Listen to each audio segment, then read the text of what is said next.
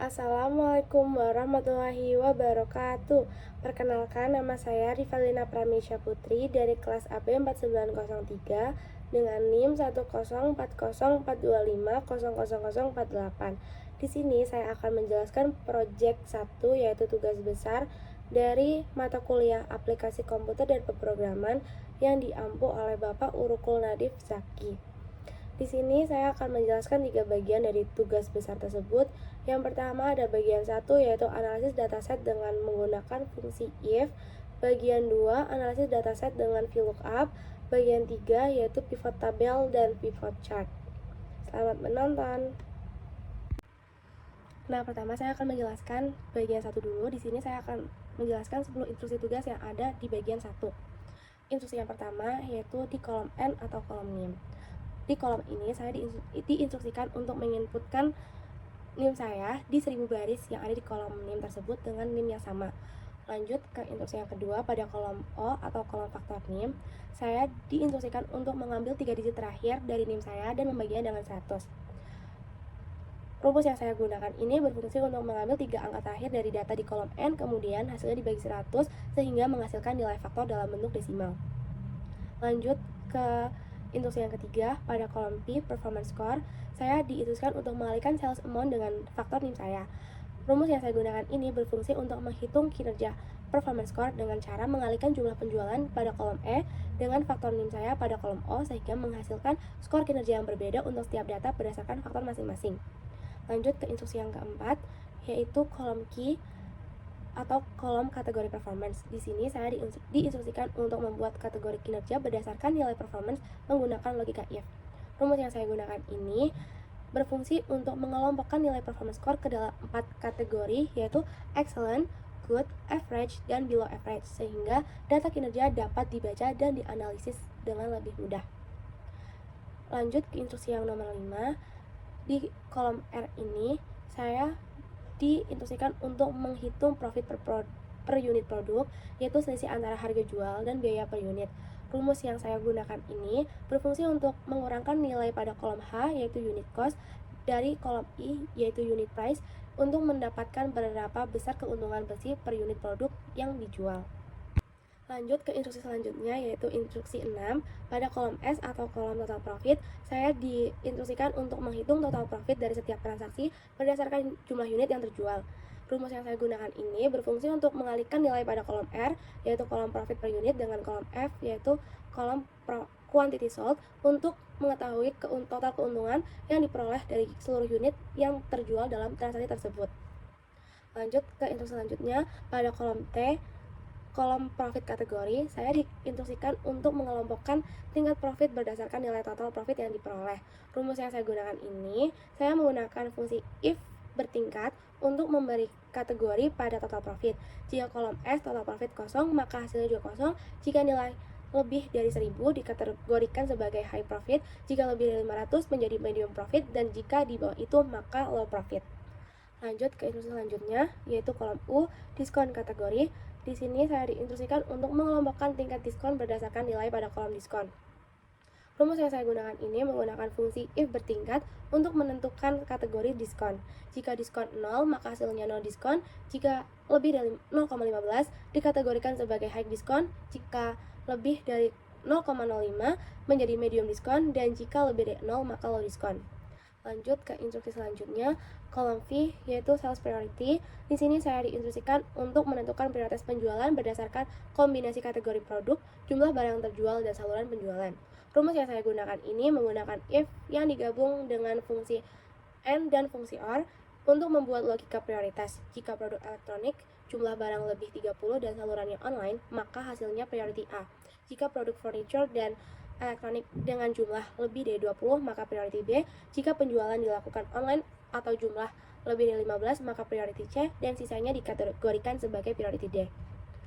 Nah, lanjut ke instruksi selanjutnya, yaitu instruksi terakhir pada kolom W atau kolom bonus amount. Di sini saya diinstruksikan untuk menghitung bonus sales representatif berdasarkan beberapa kondisi, yaitu kategori performance, customer type, payment method, dan profit kategori.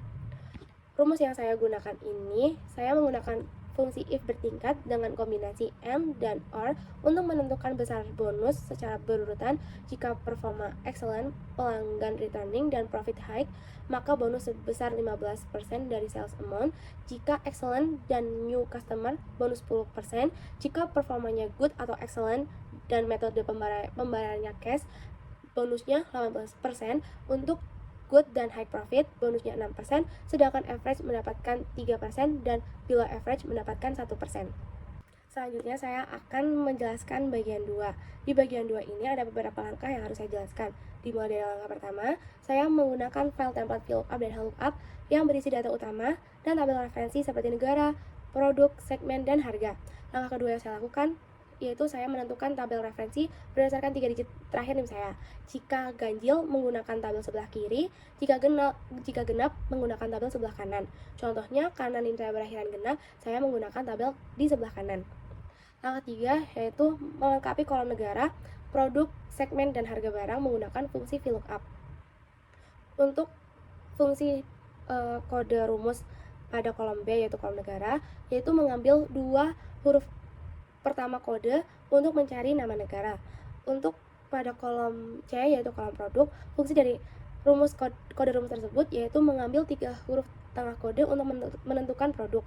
Pada kolom D, kolom segmen, fungsi dari kode rumus tersebut yaitu mengambil huruf terakhir kode untuk menentukan segmen. Nah, yang terakhir, kolom G yaitu kolom harga, fungsi dari kode rumus tersebut yaitu mengambil harga produk dari tabel referensi. Langkah keempat yaitu saya menghitung total penjualan di kolom H dengan rumus dalam kurung harga kali jumlah dikalikan dengan diskon 8%. Kenapa 8%? Karena digit NIM terakhir saya yaitu 8. Langkah kelima yang saya lakukan adalah saya menambahkan rumus di tabel analisis seperti tabel total, rata-rata, tertinggi, dan terendah. Untuk tabel total saya menggunakan fungsi sum. Untuk tabel rata-rata saya menggunakan fungsi average. Untuk tertinggi saya menggunakan fungsi max, dan yang terakhir terendah saya menggunakan fungsi min. Langkah keenam yang saya lakukan yaitu saya menggunakan freeze top row agar header tetap terlihat, lalu sort by date dari paling awal ke paling akhir untuk data yang rapi dan mudah dibaca. Langkah ketujuh, saya mengimport data karyawan dari file bernama employee data.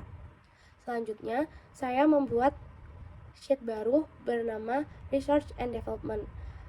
Di sheet ini, yaitu data karyawan di Departemen R&D dengan Environment Certification dan Job Certificate-nya sama dengan 1.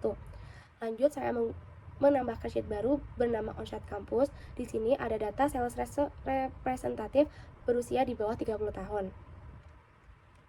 Saya menjelaskan di bagian 2, lanjut ke bagian 3.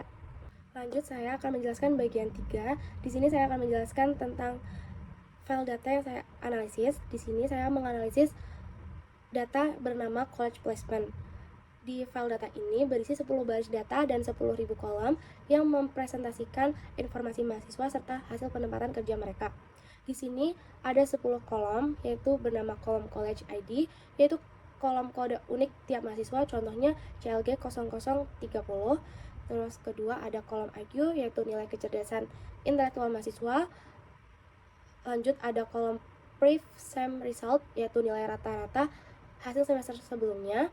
CGPA itu nilai kumulatif. Ada academic performance, penilaian performa akademik dengan skala 1 sampai 10. Internship experience, pengalaman magang, yes or no. Extracurricular score, skor kegiatan ekstrakurikuler dengan skala 1 sampai 10. Lanjut ada kolom communication skill yaitu penilaian kemampuan komunikasi dengan skala 1 sampai 10. Lanjut ada kolom project complete yaitu jumlah proyek yang telah diselesaikan, dan kolom terakhir yaitu placement, kolom status penempatan kerja mahasiswa, yes diterima dan no belum diterima. Apa sih tujuan dataset ini? Tujuan dataset ini digunakan untuk menganalisis faktor-faktor yang mempengaruhi peluang mahasiswa untuk mendapatkan pekerjaan seperti IQ, nilai akademik, pengalaman magang, dan kemampuan komunikasi. Contoh data menunjukkan bahwa mahasiswa dengan performa akademik tinggi, pengalaman magang, serta keterampilan komunikasi yang baik cenderung memiliki peluang lebih besar untuk placement yes. Lanjut saya akan menjelaskan tentang pivot chart yang saya buat. Pada pivot chart ini, pada grafik ini, saya menampilkan jumlah mahasiswa per kampus berdasarkan status penempatan kerja placement. Sumbu X menunjukkan kode kampus college ID, sedangkan sumbu Y menunjukkan jumlah mahasiswa. Warna biru mewakili mahasiswa yang belum ditempatkan kerja, no, sedangkan warna orange menunjukkan mahasiswa yang sudah ditempatkan kerja, yes. Dari grafik terlihat bahwa hampir setiap kampus memiliki jumlah mahasiswa yang cukup seimbang, namun jumlah mahasiswa yang belum ditempatkan kerja, no, cenderung lebih tinggi dibandingkan yang sudah ditempatkan. Artinya, masih banyak mahasiswa yang belum berhasil mendapatkan pekerjaan setelah lulus. Insight bisnis atau manajemen yang ada dalam pivot chart ini, pertama, ada tingkat keberhasilan penempatan kerja antar kampus berbeda-beda. Kedua, ada perlu evaluasi program pelatihan dan persiapan kerja. Yang ketiga, ada data ini bisa digunakan berdasarkan kebijakan pengembangan karir. Kesimpulannya, grafik ini menunjukkan jumlah mahasiswa per kampus berdasarkan status penempatan kerja. Terlihat bahwa sebagian besar kampus memiliki lebih banyak mahasiswa yang belum ditempatkan kerja dibanding yang sudah bekerja. Dari hasil ini, saya menyimpulkan bahwa perlu adanya peningkatan program pelatihan dan dukungan karir agar tingkat penempatan kerja bisa lebih optimal di semua kampus.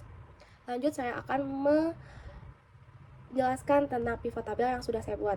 Pada pivot table ini, saya menampilkan jumlah mahasiswa per kampus pada kolom college ID, kolom rows labels berisi daftar kode kampus CLG 0001 hingga CLG 100. Sedangkan kolom count of college ID menunjukkan jumlah mahasiswa di setiap kampus. Dari hasil perhitungan, total keseluruhan mahasiswa adalah 10.000 yang tersebar di 100 kampus. Setiap kampus memiliki jumlah mahasiswa yang berbeda-beda.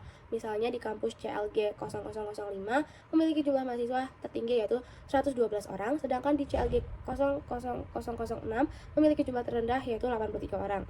Pivot table ini membantu saya untuk mendistribusikan jumlah mahasiswa di setiap kampus secara ringkas dan terstruktur. Lanjut, insight bisnis atau manajemen yang ada pada pivot table ini. Pertama, ada distribusi mahasiswa antar kampus yang tidak merata. Kedua, ada kampus dengan jumlah mahasiswa tinggi bisa menjadi prioritas dalam manajemen sumber daya. Yang ketiga, yaitu data ini bermanfaat untuk perencanaan strategis. Kesimpulan dari pivot chart ini, pivot table ini menunjukkan jumlah mahasiswa di setiap kampus dari CLG 0001 sampai CLG 0100.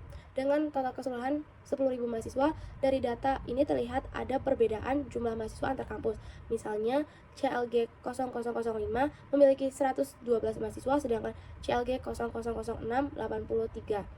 Dari hasil ini, saya menyimpulkan bahwa distribusi mahasiswa masih belum merata, sehingga manajemen perlu melakukan pemerataan sumber daya dan perencanaan yang lebih strategis di setiap kampus.